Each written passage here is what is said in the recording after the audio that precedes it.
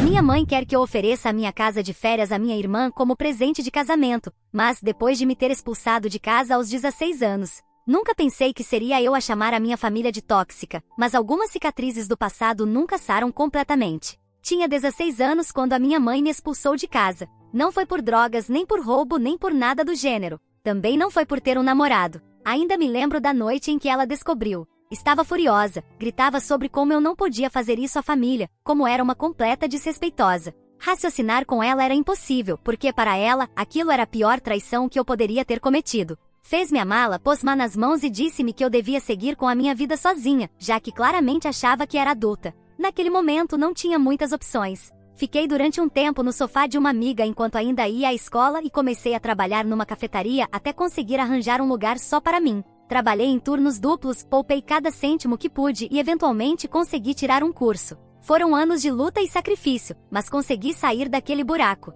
Quando fiz 28 anos, já tinha um emprego estável e poupanças suficientes para comprar algo com que sempre sonhei, uma pequena casa de férias à beira do lago. Essa casa era muito mais do que uma propriedade para mim. Não é como aquelas casas que se veem na televisão, é algo mais modesto, mas é suficiente para passar os fins de semana sentada no alpendre com uma chávena de café na mão. Só vou para lá para encontrar paz, e é exatamente isso que tenho. Tenho de dizer que a forma como a minha irmã mais nova, Liana, e eu fomos criadas foi muito diferente. Quando ela engravidou no segundo ano da universidade, a reação da minha mãe não podia ter sido mais diferente da que teve comigo, quando eu só tinha um namorado. A resposta dela foi: coitadinha da Liana, cometeu um erro, mas ainda é só uma criança. A minha mãe recebeu-a em casa de braços abertos e largou tudo para ajudar. O namorado da Liana, Dani, não era exatamente um bom partido, a não ser que estivesses à procura de um falhado. Não trabalhava, não tinha ambições e contentava-se em viver às custas da Liana e da minha mãe. Mas a minha mãe adorava gabar-se de como eles iam dar a volta por cima e de como o bebê ia tornar a família maior e mais unida.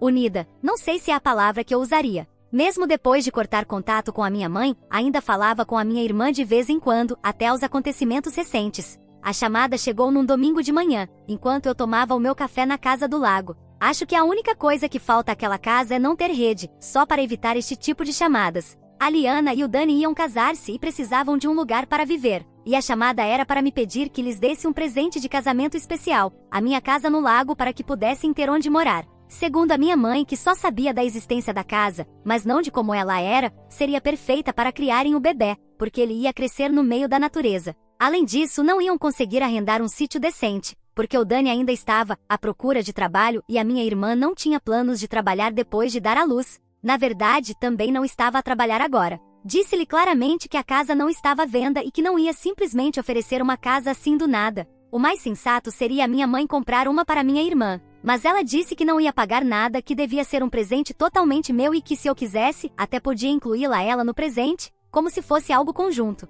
Respondi que tinha trabalhado muito para conseguir aquela casa e que ela significava muito para mim. A minha mãe não só queria que eu desse uma casa, como ainda me dava a opção de também a incluir no presente. Pelo menos, a boa notícia era que ela me deixava decidir essa parte. Disse-lhe que provavelmente compraria uma máquina de café como presente de casamento, mas uma casa, isso não. Afinal, ninguém me deu uma casa quando ela me pôs na rua aos 16 anos. A resposta dela? Que era diferente, porque eu própria tinha causado aquela situação. Disse que as nossas diferenças não deviam afetar a Liana, porque ela não tinha culpa da minha irresponsabilidade na adolescência. Mas eu nunca culpei a Liana, sempre foi culpa da minha mãe. E não importa se eu era adolescente, eu só tinha um namorado, enquanto ela, já adulta, engravidou de alguém que nem sequer consegue pagar a renda. No final da chamada, a minha mãe estava a gritar, a dizer que eu não tinha aprendido nada durante todos estes anos. Desligou, mas não sem antes dizer que esperava que eu reconsiderasse. Disse-lhe que não faria. O pior veio depois, quando comecei a receber mensagens da Liana.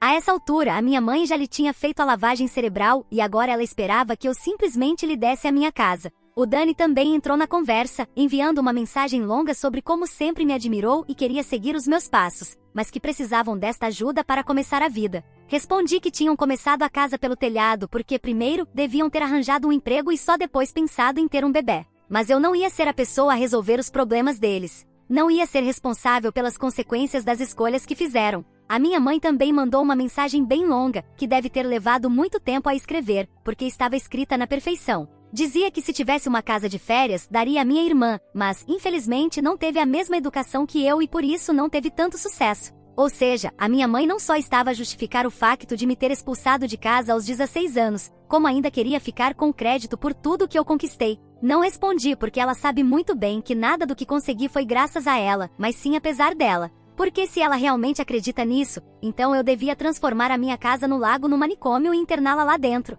Agora, sei que alguém vai ficar sem a sua máquina de café, porque a minha casa está fora de questão. E qualquer outro presente de casamento também. Atualização 1. Pensei que as chamadas e mensagens tinham sido pior, mas não foram nada comparadas com o que aconteceu depois. Elas decidiram levar a situação a outro nível, e conseguiram. Mas não sei se foi um bom movimento para elas. Tinha acabado de terminar um longo dia de trabalho e só queria ir para a casa do lago no fim de semana para relaxar. Todo esse drama com a minha mãe e a Liana já me tinha esgotado. Foi então que recebi uma notificação no meu telemóvel. Era um alerta da minha aplicação de segurança, avisando-me que havia movimento na propriedade. Abri a transmissão ao vivo e lá estavam as últimas pessoas que eu esperava ver, a Liana e o Dani no meu alpendre, a mexer na porta. Via perfeitamente o Dani a segurar um pé de cabra, tentando arrombar a fechadura, enquanto a Liana estava atrás dele, nervosa, olhando em volta. Tive de chamar imediatamente a polícia local. Mesmo sendo a minha irmã e o meu cunhado, expliquei a situação e pedi que enviassem alguém rapidamente. O operador assegurou-me que os agentes já estavam a caminho, mas aqueles poucos minutos pareceram horas enquanto eu observava tudo pela câmara. Não tenho nada de muito valor na casa, mas sou daquelas pessoas que não gosta que mexam nas suas coisas. Talvez seja o trauma da juventude. Conseguia ouvir as vozes deles, embora um pouco fracas, através da transmissão. A Liana apressava o Dani, dizendo que alguém podia vê-los, enquanto ele lhe gritava que a culpa era dela, porque não tinha conseguido convencer-me a dar-lhes a casa. Quando os agentes chegaram, os dois entraram em pânico. Tentaram fugir, mas já era tarde demais. Foram detidos e interrogados ali mesmo, no alpendre. Conseguia ouvir a Liana soluçar, dizendo aos polícias que tudo não passava de um mal-entendido, que ela pensava que tinha permissão para estar ali. Enviei imediatamente as gravações da câmara de segurança, onde se via claramente o Dani a tentar arrombar a porta. No fim, ele foi preso por tentativa de assalto e a Liana como cúmplice. No dia seguinte, a minha mãe ligou-me furiosa. Disse que eu tinha exagerado ao envolver a polícia, que eu não tinha pensado bem nas consequências, porque eles não podiam ir para a prisão.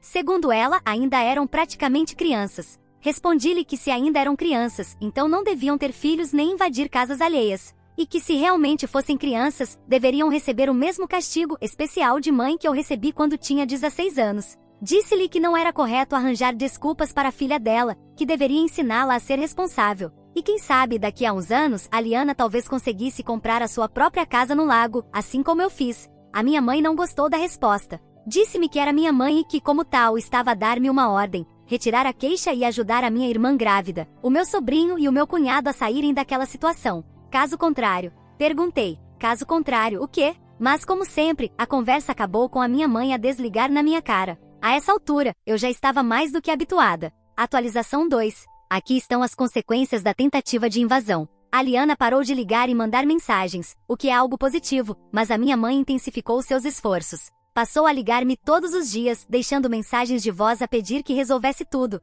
A certa altura, chegou até a aparecer no meu apartamento sem avisar. Quando abri a porta, começou imediatamente a suplicar e a exigir as duas coisas ao mesmo tempo. Disse que a Liana estava devastada depois de sair sob fiança, que o Dani estava humilhado e que eu era a única pessoa que podia resolver a situação. Implorou-me para retirar as acusações contra eles e entregar-lhes a casa. Respondi-lhe que esse tipo de sentimentos eram normais, quando se comete um crime. Disse-lhe que não ia retirar nada e que a casa continuaria a ser minha até que eu decidisse vendê-la. Mas a palavra-chave era vender, não dar, muito menos a minha família. Foi então que ela jogou o que, na cabeça dela, era sua melhor cartada. Disse-me que se eu não fizesse isso pela Liana, arrepender-me-ia pelo resto da vida. Que a família era tudo o que tínhamos e que um dia eu estaria sentada na minha maldita casa do lago lamentando-me por ter perdido a minha família. Respondi-lhe que a única coisa de que me lamentaria no meu alpendre seria não ter cortado a minha irmã também, porque tudo isto só me estava a dar dores de cabeça. Perguntei-lhe se alguma vez se arrependeu de me expulsar de casa aos 16 anos, porque sinceramente não parecia. Ela começou a gaguejar. Disse-lhe que a família devia ser algo recíproco, e que eu não ia sacrificar-me por pessoas que nunca estiveram lá por mim. Olhou para mim como se eu a tivesse esbofeteado. Sem dizer mais uma palavra, virou-se e foi-se embora, exatamente como faz sempre ao telefone. Naquela mesma noite recebi uma mensagem da Liana. Era curta e direta. Arruinaste a minha vida. Não ia responder. Sabia que não valia a pena, mas acabei por ceder à tentação e respondi: estás a arruinar a vida do teu filho. Dá-o para adoção. Pelo menos, o meu último fim de semana na casa do lago ajudou-me a lidar com todo este drama. Não é só pelo facto de não querer dá-la como presente à minha irmã, porque isso já seria absurdo por si só. A verdade é que esta casa é uma fonte de cura para mim, e por isso jamais me poderia desfazer dela. Atualização 3. A minha mãe e a Liana parecem duas mágicas, porque estão sempre a tirar um truque da manga. E este foi algo que eu nunca via chegar. Pensei que o fiasco da tentativa de roubo e a visita dramática da minha mãe tivessem sido o auge desta confusão, mas enganei-me. Tudo começou com uma série de publicações nas redes sociais. A Liana decidiu interpretar perfeitamente o papel de vítima nesta história. Escreveu sobre como eu estava a acumular uma casa de férias enquanto havia pessoas sem um teto para morar, como ela, uma mãe prestes a dar à luz. Convenientemente, omitiu a parte sobre a tentativa de invasão, a sua prisão e o facto de que a minha mãe teve de pagar fiança para os tirar da cadeia. Também não mencionou que eu trabalhei anos para ter aquela casa e que ela simplesmente esperava que lhe a dessem de mão beijada. A publicação ainda incluía uma foto dela, de olhos vermelhos de tanto chorar, em frente a um pequeno apartamento. Os comentários foram interessantes. Algumas pessoas, principalmente conhecidos em comum, criticaram-na por querer exigir uma propriedade sem nunca ter trabalhado por ela. Mas houve outros, provavelmente comunistas, que achavam que eu devia dar-lhe a casa como uma forma de distribuir riqueza. Pelos vistos, a ninguém ali parecia interessar criar riqueza, só distribuí-la dos que trabalham para os que não trabalham. Não admira que a ideia de redistribuição seja tão apelativa para alguns.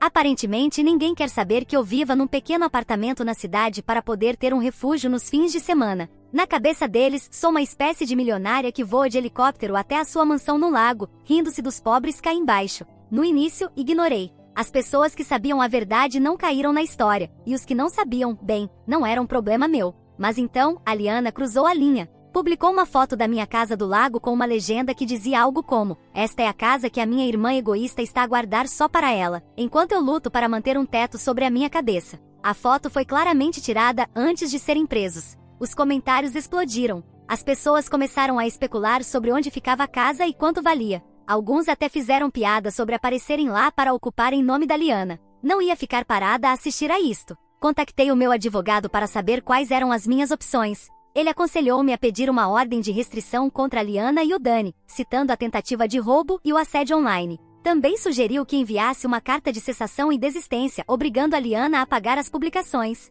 A ordem de restrição foi concedida rapidamente, considerando todas as provas que eu tinha, mas o estrago já estava feito. A privacidade sempre foi muito importante para mim, e é uma das razões pelas quais comprei a Casa do Lago. Quem vive na cidade sabe que privacidade é um luxo cada vez mais raro. Mas ali no meio do nada, com os vizinhos a quilômetros de distância, eu finalmente sentia que tinha um pouco disso de volta. Depois da ordem de restrição, a Liana finalmente parou de publicar sobre mim. Mas isso não significava que o drama tinha acabado. Em vez disso, a minha mãe decidiu agir por conta própria. Apareceu na minha casa do lago num sábado de manhã, sem avisar. Eu estava do lado de fora a tratar do jardim quando ouvi o carro a aproximar-se. Não a tinha convidado e sinceramente não queria lidar com ela, mas ignorá-la só iria piorar as coisas. Não perdeu tempo a ir direto ao assunto. Disse que estava ali para me trazer de volta a razão porque, segundo ela, eu tinha destruído a minha relação com a Liana e arruinado a família. Tudo por causa de coisas do passado que eu não conseguia esquecer.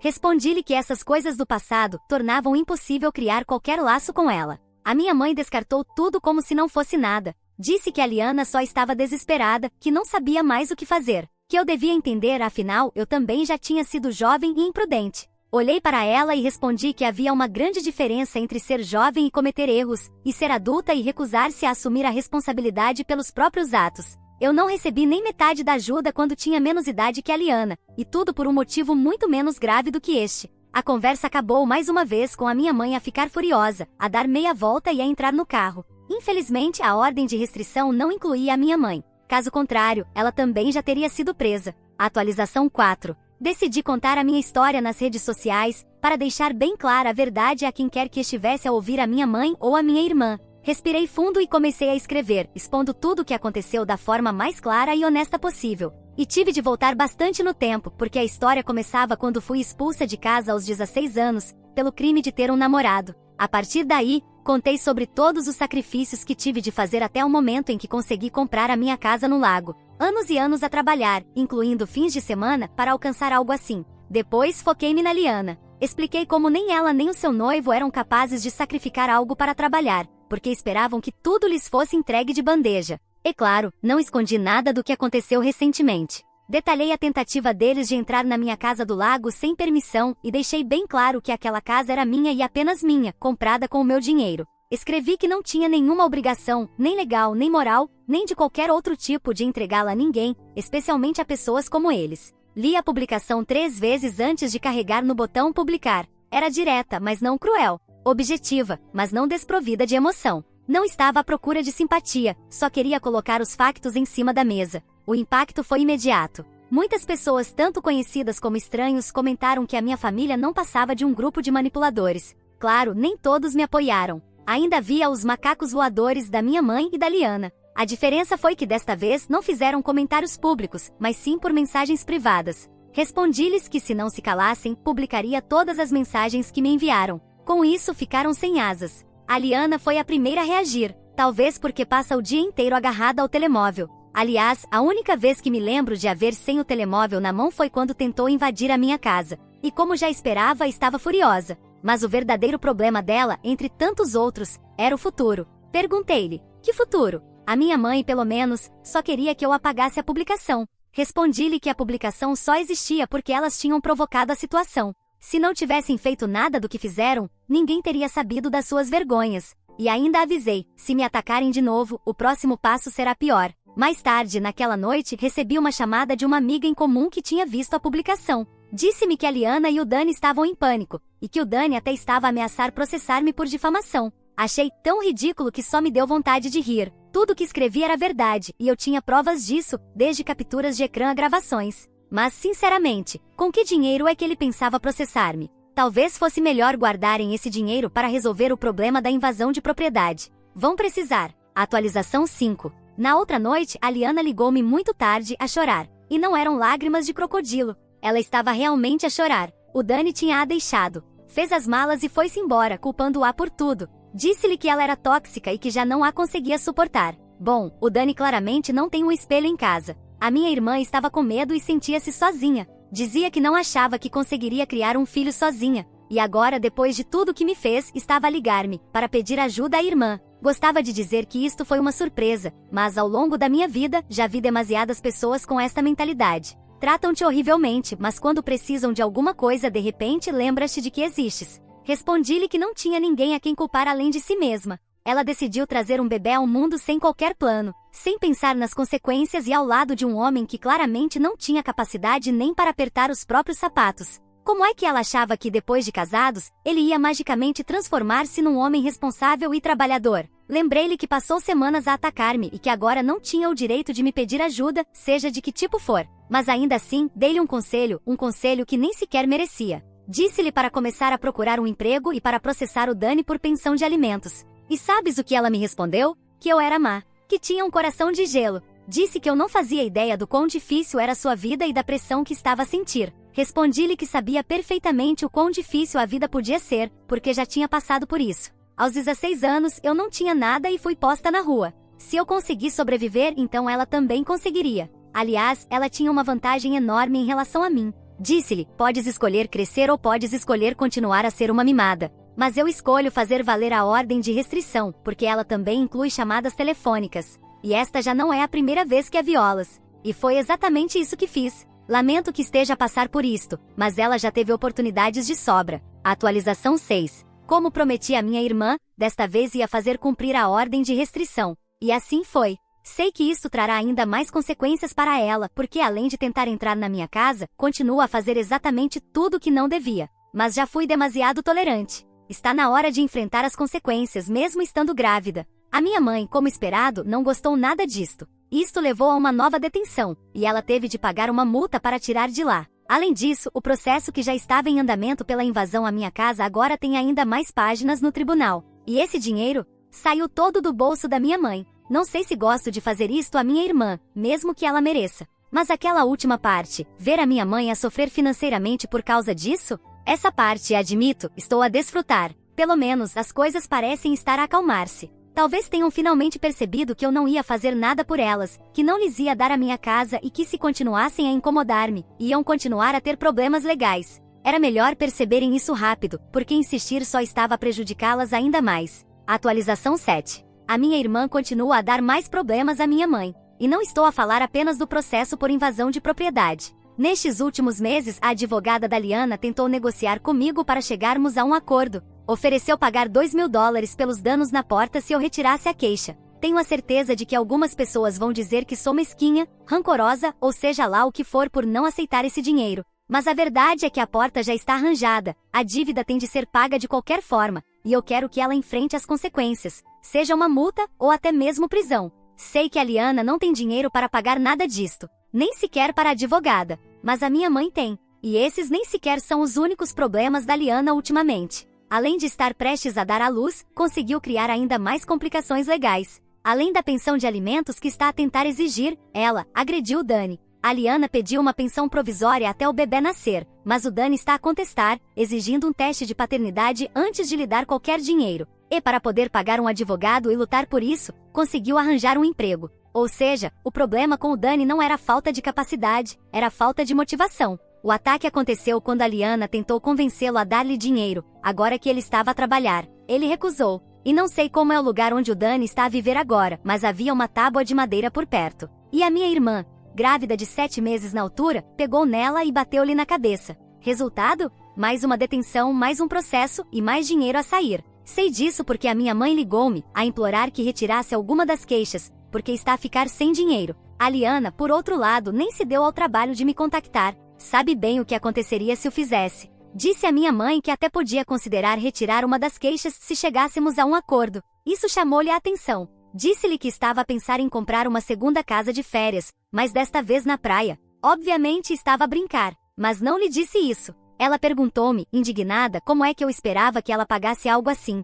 Respondi que podia fazer um empréstimo sobre a casa dela. E foi aí que ela me confessou que já tinha feito isso. Já tinha hipotecado a própria casa para pagar os gastos da Liana. Olhei para aquilo e disse-lhe a verdade nua e crua. Sabes, devias ter expulsado a filha que era difícil de sustentar, em vez de expulsar aquela que agora tem uma casa de férias. Uma casa que ironicamente podias estar a usar agora. Ela tentou argumentar, não posso abandonar a minha filha no momento tão difícil. E eu corrigi não, o erro foi não a teres abandonado há muito tempo. Atualização 8. Acho que esta será a minha última atualização, um resumo de tudo que atravessei nestes últimos tempos. Vou começar pelo julgamento da minha irmã por invasão de propriedade, porque sinceramente apetece-me começar por aí. Como já disse antes, ela teve de pagar pelos danos na porta e no final, conseguiu um tipo de liberdade condicional. Basicamente tem de manter-se longe de problemas, ou pode acabar na prisão e com uma multa enorme. Atualmente está a viver com a minha mãe numa casa alugada. Isso porque a minha mãe teve de vender a casa dela para conseguir sustentar-se, pagar as dívidas e também manter a minha irmã e o seu novo bebê. E sobre a criança. O teste de paternidade confirmou que é mesmo filha do Dani. Mas o Dani só aceitou pagar metade da pensão que a Liana queria, em troca de ela retirar as acusações pelo ataque com o pedaço de madeira. E pelo que sei, ele não é exatamente um pai presente. Quem diria, não é? Olho para tudo isto e ainda não consigo acreditar no quão absurda. História 2. Minha madrasta roubou e vendeu as joias da minha mãe, que eram seu último presente para mim, e tentou me culpar. Eu tenho uma daquelas madrastas que você vê nos filmes, sabe? Daquelas que parecem dizer, ai meu Deus, saia da minha vida. Pois é, eu tenho uma dessas. No começo nunca pareceu que seria assim. Minha mãe faleceu e meu pai não queria namorar mais ninguém. Na verdade, fui eu que o forcei a fazer isso, porque ele parecia muito solitário. Bem, mal sabia eu o que estava por vir. Ouça essa, as joias que minha mãe me deixou simplesmente sumiram assim do nada. E adivinhe só, isso aconteceu apenas uma semana depois que essa nova madrasta se mudou para a nossa casa. Não precisei de muito tempo para perceber que tinha sido ela. E não apenas percebi, como decidi provar. Resumindo a história, eu provei. Mas vocês não vão acreditar no que meu pai disse. Só que antes de tudo isso acontecer, minha madrasta descobriu um segredo sobre a herança. Acontece que o meu pai não é rico, eu sou. E vocês não imaginam o escândalo que ela fez quando descobriu. Eu não suporto a minha madrasta. Eu sei que essa frase não é surpreendente, principalmente aqui, onde já devem ter lido várias histórias sobre madrastas cruéis. Mas a minha é um pouco diferente. Ela não é apenas cruel, ela é criminosa. Sem qualquer remorso, ela roubou uma das coisas mais importantes da minha vida. E como se isso não fosse suficiente, ela ainda tentou me culpar por isso. Se alguém estiver curioso para saber toda a história, aqui está o contexto completo. Meu nome é Diana, tenho 23 anos e odeio minha madrasta, April, do fundo do meu coração. Sim, já falei isso antes, mas não importa quantas vezes eu repita, ainda não é suficiente para expressar o quanto eu a desprezo. Ela mora na minha casa com meu pai, Mark, e com o filho dela, Rock. Quando eu tinha uns 11 anos, minha mãe faleceu. Tanto eu quanto meu pai a amávamos muito. Minha mãe era especialista em consertar relógios antigos e ganhava muito dinheiro com isso. Meu pai sempre teve um trabalho comum de segunda a sexta, das 9 às 5. Então, pode-se dizer que minha mãe era quem sustentava a casa. Depois que ela se foi, deixou para nós uma grande quantia em dinheiro e uma casa enorme, que sem ela, parecia completamente vazia. Aprendi muito cedo que dinheiro não compra felicidade. Sim, eu sei que só posso dizer isso porque nunca me faltou dinheiro, e talvez, se minha situação fosse diferente, eu pensaria de outra forma. Mas pela experiência que tive, a felicidade não pode ser comprada. Se pudesse, nós teríamos comprado. Quem mais sofreu foi meu pai. Além de lidar com a perda, ele ainda tinha que me criar sozinho. E ele nunca parou de trabalhar, mesmo sem precisar mais. Acho que o trabalho o ajudava a se manter ocupado. Chegou um ponto em que ele praticamente parou de falar. Passava dias sem dizer uma única palavra. Foi um período assustador e eu nunca mais quero passar por algo assim. Me fez desejar nunca ter que ver outra pessoa querida morrer. Aos poucos, meu pai foi melhorando, mas levou muito tempo para que ele voltasse a sorrir. E levou ainda mais tempo para que ele sequer considerasse a ideia de namorar novamente. Depois de muitos anos, eu realmente queria que ele se abrisse para um novo relacionamento e fosse feliz com outra pessoa. Quando entrei para a faculdade, minha vida ficou ainda mais corrida e eu passei a ter menos tempo para ficar com ele. Isso me preocupava, porque eu não queria que ele se sentisse sozinho. Então, insisti para que ele começasse a namorar. Mas toda vez que eu tocava no assunto, ele dizia que não precisava de ninguém. O tempo que passou com minha mãe já tinha sido suficiente para durar uma vida inteira. Mesmo assim, eu não conseguia suportar vê-lo tão solitário. E como eu não podia estar sempre presente, achei que se ele tivesse alguém, seria melhor. Foi aí que cometi um grande erro, eu o pressionei a namorar. Se eu não tivesse feito isso, talvez meu pai nunca tivesse se envolvido com a mulher que acabou se tornando minha madrasta, April. O marido dela também havia falecido e ela também tinha um filho. Então ela e meu pai tinham muito em comum. Meu pai gostou dela logo de cara e depois disso, eles começaram a sair com frequência. Como eu estava ocupada com minha própria vida, não dei muita atenção ao namoro dele. Eu só queria que ele fosse feliz. E quando meu pai me contou que já tinha saído várias vezes com a mesma mulher, fiquei ainda mais contente. Achei ótimo que ele tivesse encontrado alguém com quem se conectasse. Meses depois, finalmente conheci April pela primeira vez. Ela me causou uma boa impressão, até porque provavelmente sabia que precisava me conquistar se quisesse ficar com meu pai. Então, nas primeiras visitas, ela se comportou muito bem e fez de tudo para parecer agradável. A única pessoa rude era o filho dela, mas acho que ele simplesmente estava sendo ele mesmo, sem tentar fingir nada. O plano de April deu certo. Eu não percebi que ela era, na verdade, uma mulher gananciosa e mal-intencionada, até que fosse tarde demais. Antes do noivado, toda vez que conversávamos, ela falava com uma voz suave e fingia se importar comigo. Parecia ser uma ótima pessoa para se ter como madrasta. E foi por isso que quando meu pai me perguntou se podia pedi-la em casamento, eu disse sim. Além disso, tudo que eu queria era que ele fosse feliz. Acreditei que ela o faria feliz. Não posso mentir. Ela ainda faz. Uma coisa que não mudou é que ela realmente ama meu pai e quer vê-lo bem. Mas tudo mais, incluindo a forma como me trata, mudou no dia em que os dois ficaram noivos. Assim que o noivado aconteceu, April se revelou como a madrasta típica das histórias, que simplesmente me detestava. Logo percebi que o que a atraiu foi a fortuna do meu pai. Mas o detalhe engraçado nisso tudo é que meu pai não liga para dinheiro. Ele quase nunca toca no dinheiro que minha mãe nos deixou e vive uma vida bem simples. Mas April é o completo oposto. Ela ama luxo e achava que ao se casar com ele, teria uma vida fácil e confortável. Pensei em impedir o casamento, até conversei com meu pai para perguntar se ele tinha certeza sobre April. Ele disse que sim, que queria passar o resto da vida com ela. Depois disso, não havia mais nada que eu pudesse fazer. E eu mesma tinha insistido para que ele namorasse, então não poderia reclamar. Mas quando April descobriu que eu havia falado com meu pai sobre ela, veio me confrontar. Foi a primeira vez que ela me tratou sem falsidade. Ela me perguntou qual era o meu problema e por que eu estava tentando impedir o casamento. Eu disse a verdade, que não gostava dela. Mas como meu pai gostava, eu não ia fazer nada contra. Ela apenas riu e disse, pode tentar o que quiser, mas eu não vou a lugar nenhum. E ela realmente não foi. Eles se casaram. E desde então, minha madrasta tem feito da minha vida um inferno. Claro, aqui está a continuação da história, mantendo o tom natural e fluido para leitura e narração. Desde que se casou com meu pai, minha madrasta tem me causado problemas constantemente. Ela é uma verdadeira pedra no meu sapato. Como nós duas não nos suportamos, achei que no mínimo, poderíamos apenas ignorar uma a outra e seguir com nossas vidas. Mas isso não era suficiente para ela. Ela precisava tornar minha vida miserável. Tudo começou com suas reclamações sobre o fato de eu gastar muito dinheiro. Eu ri na cara dela e disse que aquele dinheiro nem era dela em primeiro lugar, então eu podia fazer o que quisesse. Atualmente estou estudando para me tornar uma especialista em restauração de relógios antigos, assim como minha mãe. Sempre quis seguir essa carreira. E para isso acabo gastando uma quantia razoável de dinheiro. Acho que April sentia inveja da minha liberdade financeira. Mas, sinceramente, eu não me importava com o que ela pensava. Ela até tentou reclamar com meu pai, mas ele não deu bola. Acho que ele explicou para ela que minha mãe deixou aquele dinheiro para que ele o usasse como quisesse. E isso só a deixou ainda mais irritada. Desde então, April tem arrumado brigas comigo o tempo todo. Pior ainda, tem feito de tudo para me prejudicar aos olhos do meu pai. Várias vezes ela já tentou me incriminar por coisas que eu não fiz. Algumas vezes meu pai acreditou nela, outras acreditou em mim. Mas nada do que ela fez até então foi tão grave quanto o que aconteceu recentemente. De todas as coisas que minha mãe me deixou, há uma que eu valorizo mais do que qualquer outra. Porque entre tudo que herdamos, essa foi a única coisa que ela me deu pessoalmente em vida. Não estou contando a casa e o dinheiro, claro. Antes de falecer, minha mãe me deixou um conjunto de joias que havia recebido da minha avó. Esse presente era muito especial para mim. Era um colar de ouro antigo e um par de brincos lindos, dignos de uma princesa. Dentro da caixinha onde eu os guardava, minha mãe também havia deixado um bilhete para mim. De vez em quando sentia saudades dela, eu pegava a caixa e relia o bilhete. Lembro bem da última vez que abri a caixinha. Minha madrasta estava por perto e ficou observando atentamente as joias. Ela parecia gostar muito delas e chegou a me pedir para usá-las um dia. Eu disse que não. E na mesma hora vi a expressão dela mudar. Na manhã seguinte fui olhar as joias e elas haviam sumido. Minha cabeça foi direto para um único nome, April.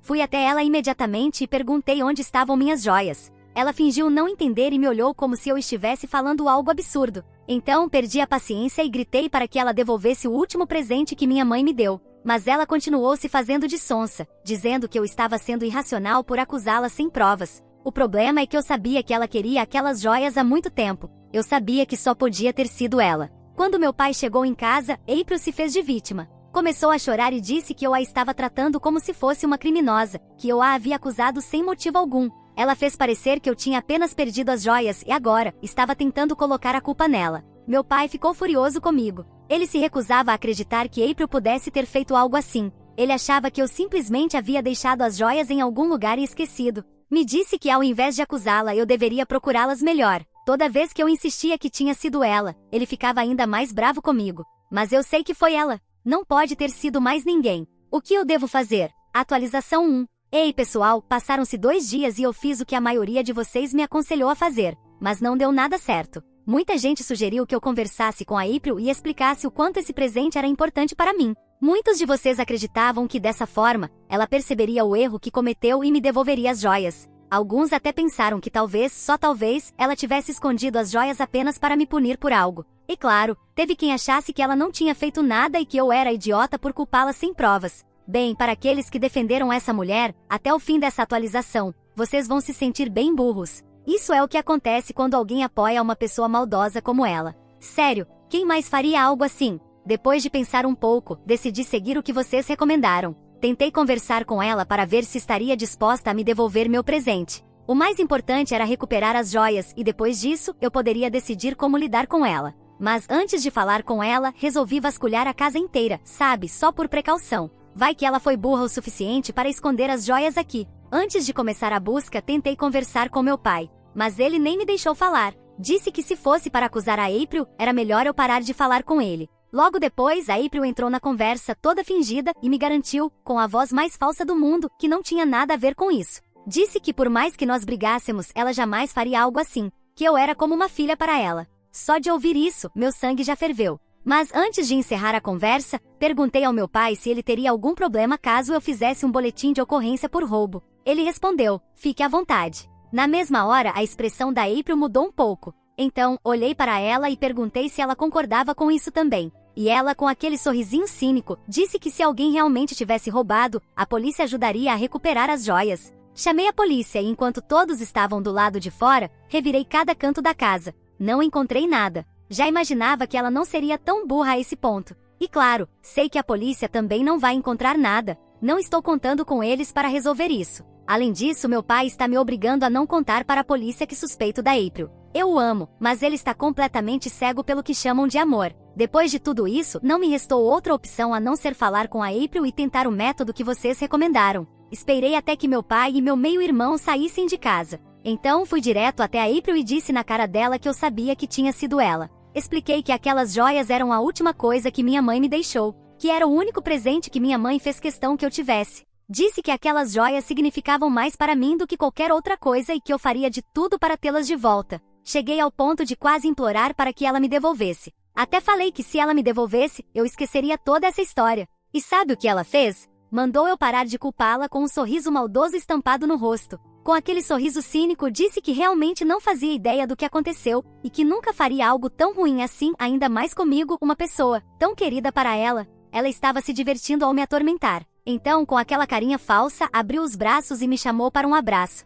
Disse que iria fazer tudo ficar bem. Naquele momento, minha raiva explodiu. Empurrei ela para longe e ela caiu sentada no chão. Ela me olhou furiosa. E eu só disse uma coisa: eu vou te pegar. Depois disso, saí dali. Agora, não faço ideia do que fazer. Atualização 2. Gente, passaram-se só 2 dias, e eu subestimei completamente o quão maldosa a April pode ser. 1º de abril? Pois é, porque ela não parou apenas em roubar o presente da minha mãe, ela fez algo muito pior. Vocês não vão acreditar. Se lembram da minha última atualização? Eu confrontei a April, e como ela ficou muito irritada, acabei empurrando ela. Eu descrevi isso como sentar no chão com força, e sim, pode ter machucado um pouco, mas de jeito nenhum foi algo grave. Ela até se levantou imediatamente quando eu estava saindo e gritou comigo, perguntando como eu ousava empurrá-la. Depois disso fui para a casa de um amigo e escrevi a atualização para vocês. Eu não a empurrei com força suficiente para causar qualquer dano sério, e além disso, ela caiu de bunda no chão. Agora, me expliquem como, quando voltei para casa à noite, essa mulher estava com a cabeça toda enfaixada, como se eu tivesse pegado um taco de beisebol e acertado nela com toda a minha força.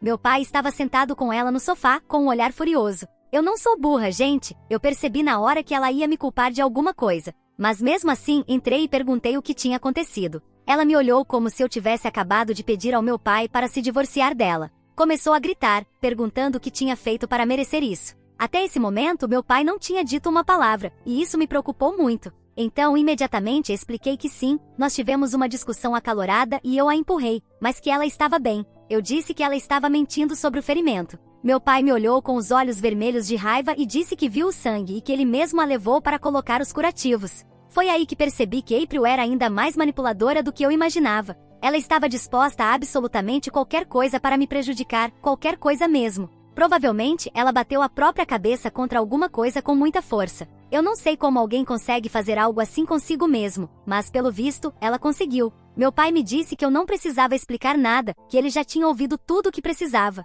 E então veio o golpe final. Ele disse que eu fui quem insistiu para que ele encontrasse alguém, e agora que ele encontrou, eu estava fazendo tudo isso. Ele perguntou por que eu odiava tanto a April. Eu respondi que isso não tinha nada a ver com ódio. Ele retrucou, dizendo que eu a odiava o suficiente para tentar incriminá-la e até machucá-la. Disse que nunca esperou que eu pudesse fazer algo assim. E por fim, disse que não queria mais falar comigo, que não queria nem ver o meu rosto, e que como nem ele nem a April queriam envolver a polícia, esse assunto estava encerrado. Eu fiquei sem reação, sem saber o que dizer. Antes que eu conseguisse pensar em algo, a April disse que não queria mais olhar para mim. Meu pai então olhou para ela e disse que se ela não se sentia confortável em ficar na mesma casa que eu, eles não precisavam ficar aqui. Aquilo partiu meu coração. Desde então, meu pai não fala comigo nem olha na minha cara. E a April só ri. Eu não sei mais o que fazer. Atualização 3. Já faz exatamente uma semana, a April finalmente escorregou. Ela fez tudo bem demais e uma hora ou outra, inevitavelmente cometeria um erro. E aconteceu bem na minha frente. Além disso, descobri algo que é simplesmente hilário, mas antes de contar, deixa eu explicar tudo o que aconteceu. Primeiro, sobre o que rolou depois da minha última atualização. Por um dia inteiro as coisas continuaram exatamente iguais, e eu fiquei completamente arrasada. Achei que meu pai realmente ia se mudar com a April e que eu não poderia fazer nada para impedir. Sinceramente, já estava até prestes a desistir das joias porque não via mais saída. A única opção que me restava era implorar para a April não fazer isso, mas obviamente ela não tinha motivo algum para parar. Continuei perguntando ao meu pai o que exatamente eu tinha feito para convencê-lo de que estava errada, mas ele continuava me ignorando. Insisti várias vezes para que ele acreditasse em mim, mas depois de algumas tentativas, ele perdeu a paciência e disse que não era burro. Então pegou o celular e reproduziu um arquivo de áudio bem claro, um áudio que a April havia dado para ele, e que supostamente provava tudo. Eu não sei como ela fez isso, mas de alguma forma, ela criou uma gravação incrivelmente convincente da minha voz. No áudio, dava para ouvir a April me perguntando por que eu estava fazendo tudo isso, e então a minha suposta voz respondia dizendo que eu queria incriminá-la e expulsá-la da nossa casa. No mesmo áudio, também dava para ouvir eu dizendo que odiava ela e que me arrependia de ter deixado meu pai se casar com ela. Depois, a voz da April dizia que não ia deixar isso acontecer e então, no final da gravação, dava para escutar um som alto, como se eu tivesse jogado a cabeça dela contra a parede e saído correndo. Ao ouvir isso, finalmente entendi por que meu pai acreditou nela. Na gravação, parecia que eu realmente tinha feito tudo isso só para me livrar dela. Depois que o áudio acabou, meu pai ficou apenas me olhando, esperando uma reação. Mas eu simplesmente não sabia o que dizer. Eu sabia que naquele momento, não havia nada que eu pudesse fazer para convencê-lo. Então, ele saiu. Eu sabia que não demoraria muito para April convencer ele a me expulsar de casa. Não me restava outra alternativa senão implorar para que ela contasse a verdade. Então, fui até ela e pedi que dissesse a verdade para o meu pai. Disse que se ela fizesse isso, eu daria qualquer coisa que ela quisesse. Ela me olhou com uma expressão triste e disse que eu não tinha nada para oferecer a ela. Então, respondi que esqueceria completamente sobre o colar se ela fizesse isso por mim. Ela riu e disse que não era burra, e que de qualquer forma, eu teria que esquecer as joias porque ela já tinha vendido há muito tempo. E foi aí que ela cometeu um erro gigante. Já explico por quê. Depois disso, ela ainda disse que estava muito perto de convencer meu pai a me expulsar, assim ela poderia ter tudo para ela. Quando ela falou isso, quase comecei a rir. Foi nesse momento que finalmente percebi qual era o plano real dela. E simplesmente não acreditei no quão estúpida ela era por não ter percebido algo essencial. O que eu quero dizer é que, acho que já expliquei antes que meu pai nunca ligou para dinheiro. Minha mãe sabia disso, então quando fez o testamento deixou tudo para mim. Ou seja, legalmente todo o dinheiro e a casa pertencem a mim. Claro, meu pai pode usar o dinheiro como quiser, mas no fim das contas, tudo está no meu nome. Pelo jeito, a April ainda não percebeu isso. Ela acha que meu pai está falando sobre me expulsar, mas na verdade, ele está considerando se mudar. E mesmo que ele leve uma parte do dinheiro quando for embora, ele jamais pegaria uma quantia grande. Ou seja, o plano da April de ficar com tudo está prestes a desmoronar. Mas eu não precisei explicar nada disso, porque a própria April já tinha me dado a peça final do quebra-cabeça. Então, apenas pedi para que ela pensasse no que eu disse e saí dali. Agora, voltando ao erro dela. Ela me contou com todas as palavras que já tinha vendido as joias assim que as roubou. Normalmente, isso significaria que seria impossível rastreá-las. Mas acontece que eu conheço muitos joalheiros. Já mencionei que estou estudando para me tornar especialista em relógios de luxo, né? Pois é, eu conheço gente que consegue rastrear uma agulha no palheiro, e o design raro das minhas joias facilita muito a busca. Então já entrei em contato com várias pessoas que conheço e eles já começaram a procurar onde meu presente foi parar. Um amigo meu disse que no máximo em alguns dias teremos uma resposta. Ou seja, com um pouco de sorte, na minha próxima atualização, minha madrasta já terá sido completamente desmascarada. Atualização 4. Ei, já faz um mês e muita coisa aconteceu. Assim como meu amigo disse, alguns dias depois da minha última atualização, finalmente encontramos as joias. Fui até o dono que estava com elas, expliquei toda a situação e como eu já tinha todas as provas e o apoio de várias pessoas que o conheciam pessoalmente, ele acreditou em mim imediatamente. Sem nem hesitar, me devolveu as joias sem cobrar nada, dizendo que iria resolver diretamente com quem tinha vendido para ele. Depois disso, rastreamos quem tinha vendido as joias para ele e encontramos a loja onde a April as havia deixado. Conseguimos até mesmo as gravações das câmeras de segurança mostrando ela vendendo as joias. Naquele momento, eu sabia que ela estava completamente ferrada. Então fui direto até a polícia e entreguei todas as provas. Mas o mais surpreendente foi o que aconteceu quando cheguei em casa. Assim que entrei, a April começou a se desculpar. Disse que estava muito arrependida, que só fez aquilo porque estava furiosa comigo por tentar incriminá-la. Meu pai parecia confuso. Então, olhei para ela e perguntei o que estava acontecendo. Foi quando a April admitiu para o meu pai que eu nunca empurrei contra a parede. Ela confessou que tinha inventado tudo isso apenas para se vingar de mim. E mais, ela também admitiu que a gravação era falsa e que tinha mandado criá-la. Então, olhei para meu pai e fiz apenas uma pergunta. Você acabou de contar para a April que minha mãe deixou tudo para mim? Ele respondeu que sim. Eu comecei a rir. Então, virei para a April e perguntei se foi por isso que ela teve essa mudança repentina de coração. Ela negou, disse que não era por isso. Eu respondi que era tarde demais para se arrepender. Então, peguei o celular e mostrei para o meu pai o vídeo dela vendendo as joias. Expliquei tudo o que aconteceu. A April começou a suar frio, dizendo que eu estava mentindo. Mas meu pai, com lágrimas nos olhos, apenas olhou para ela e perguntou: "Você fez tudo isso por dinheiro?" A April negou e tentou justificar, dizendo que não era bem assim. Mas naquele momento a polícia chegou. Ela começou a implorar para eu não fazer isso, disse que faria qualquer coisa para compensar. Olhei diretamente para ela e disse: acabou. Eu nunca mais quero ver a sua cara. Enquanto os policiais a levavam, o Rock apareceu e perguntou o que estava acontecendo. Eu contei tudo para ele também, mas ele não ficou nada feliz com o fato de eu estar mandando a mãe dele para a cadeia. A April foi presa e algum tempo depois foi considerada culpada por roubo. Agora, ela vai cumprir pelo menos a pena mínima. Meu pai também pediu o divórcio, mas decidimos deixar o Rock continuar morando conosco, afinal, ele não fez nada de errado. O problema é que ele agora não fala mais comigo. Já tentei explicar tudo para ele várias vezes, mas, no fim das contas, eu não poderia simplesmente deixar a April escapar depois de tudo que ela fez. Sim, me sinto mal pelo Rock. Mas pela April, nem um pouco. Ela mereceu tudo o que aconteceu.